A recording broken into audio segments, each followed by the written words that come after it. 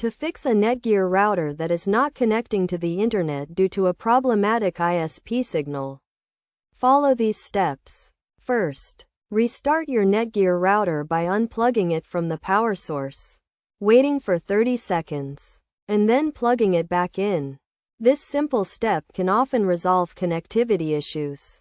Next, check the physical connections of your router, ensuring that all cables are securely plugged in, including the power cord, Ethernet cables, and any other connections. Verify that your internet service provider signal is strong by checking the lights on your router.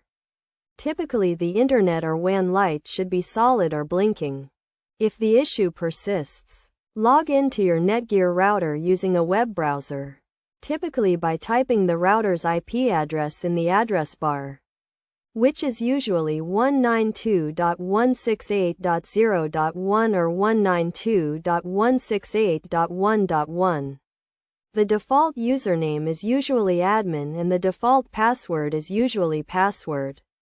Once logged in, navigate to the advanced setup or wireless settings and check the DNS settings.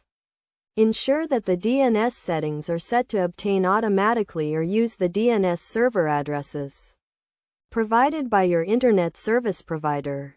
Save any changes you make and restart the router. If you are still experiencing issues, try resetting your Netgear router to its factory settings.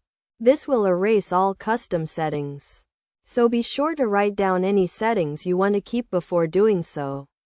To reset, locate the small reset button on the back or bottom of the router. Press and hold it for 10 seconds, and then release. Finally, contact your internet service provider to report the issue and request assistance. They can help diagnose the problem and provide additional troubleshooting steps or send a technician to your location if necessary. By following these steps, you should be able to resolve the issue with your Netgear router and restore your internet connection.